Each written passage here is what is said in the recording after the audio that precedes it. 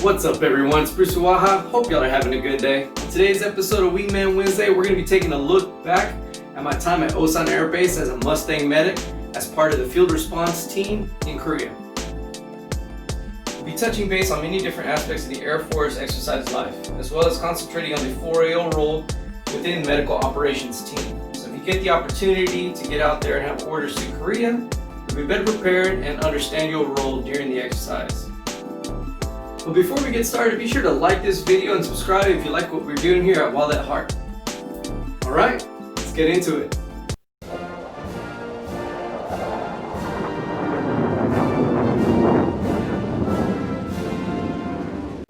So perhaps you're looking at pushing the button and getting out of your current assignment. Perhaps you've always wanted to go to Korea, or perhaps you've heard that Korea is the gateway to getting your dream assignment.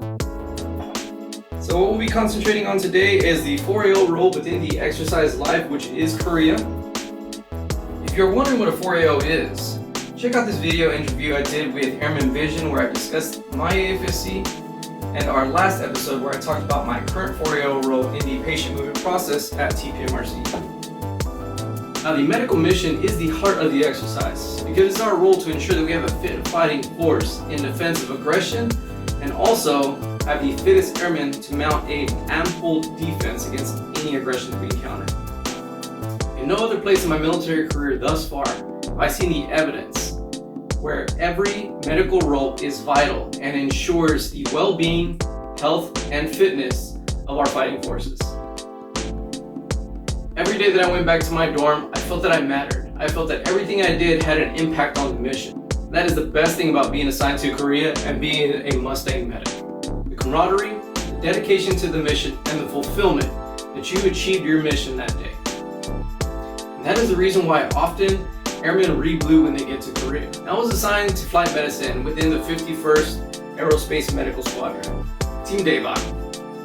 As one of two 4AOs assigned to the flight, my primary duties entailed handling the administrative responsibilities of the flight medicine clinic, and by default being part of the field response team, which in my opinion is by far the best team to be a part of during an exercise. The thing I love the most about being part of this flight is the ability to have your day go live any point in time. That means responding to real world events, IFEs, or exercises that are going on base.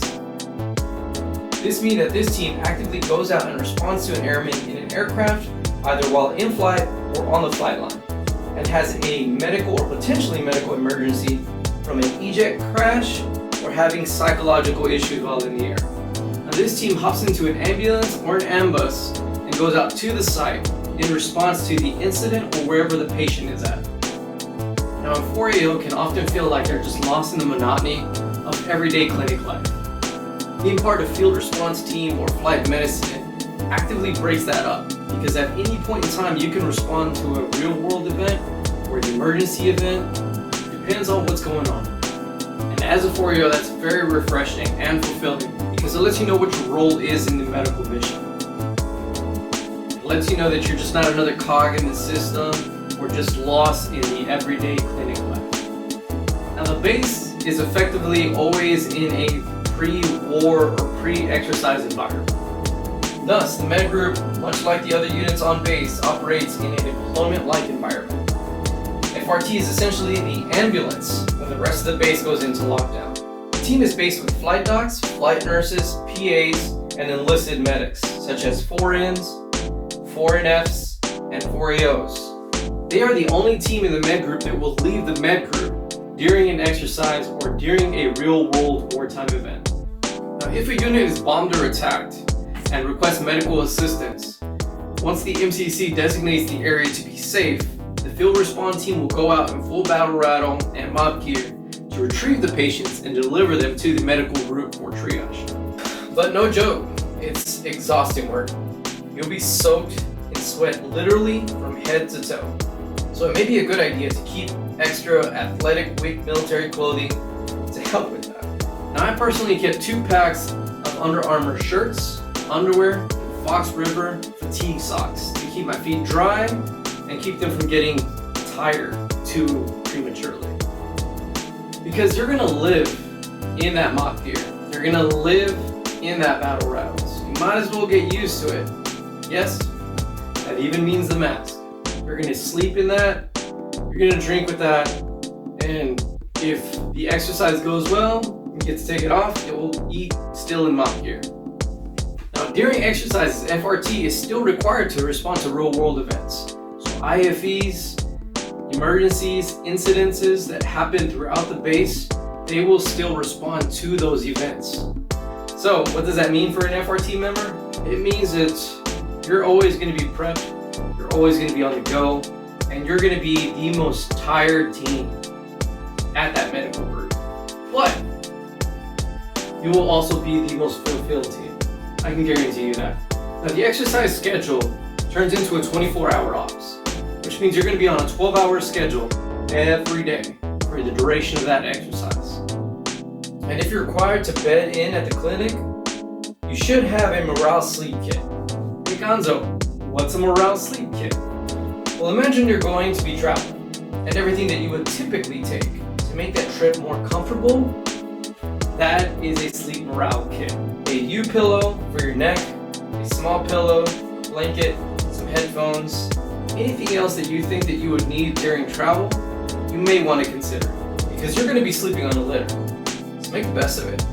Now, it didn't bother me so much, but it was pretty funny to see how people react and how people's state of mind changes when they have to deal with a situation like that they've never had to deal with before. Because some people just aren't used to or have ever had to live life rough like that. So a good comparison would be Beast Week. Remember Beast Week? It's kind of like that. So you're going to be in that constant state of discomfort. So plan accordingly, do your best to prepare for that, and if you don't like eating MREs, you might want to prep with some canned food or something like that at the office or at home. Now, prior to arriving at OSAN Air Base, I did partake in a few 24-hour op missions, so I kind of had a good idea of what to expect. I have a few tips and tricks that will hopefully make it a little bit easier for you, make you a little bit more prepared, and be able to be in the right state of mind going into that exercise environment. Now, some of these tips may not be beneficial to everyone. It all depends on what your role is during the exercise, but hopefully these will make your life a little bit easier. Now, you only have so many pockets, so I recommend that you purchase additional MOLLE pouches to add to your vest to make your job a little easier. D-rings and double-sided clips are a huge benefit. Now, purchasing your own gloves is ideal because most likely you'll just get the standard issue leather construction gloves, which A, hold moisture like crazy, B, are uncomfortable, and C, are not very durable at all. If you're going to be admin during the exercise, have an admin pouch. It is a godsend, so consider having that readily accessible to you. Some military trousers have knee pads inserted into them and go a long way to save your knees from the variety of terrain that you may encounter if that is your active role to lead a med group. Now, a camelback does give you an extra water source, which can come in handy when you're out for long hours, and if you're on the FRT team, there is a good chance you will be out there. Having a camelback also provides you a greater range of motion because you're going to have a lot of gear already on you, especially around your waist. They will give you a canteen that you just strap to your back or hip or wherever you choose to put it. Having the camelback opens up that spot. So if you want to get a camelback, I recommend it. It can go a long way just depending on what your role is. And last but not least, polarized sunglasses. That is a nice little luxury to have. So, don't be afraid to spend a few bucks and get some nice ones. And we covered a variety of topics. If you feel like we missed something or you have some extra advice for your wingman going to Korea, be sure to leave that down in the comments below. Well guys, that wraps up this episode of Wingman Wednesday. I hope you found that information beneficial. Thanks for stopping by. I'm Bruce with Waha, asking you, hey, where's your wingman? Y'all take it easy.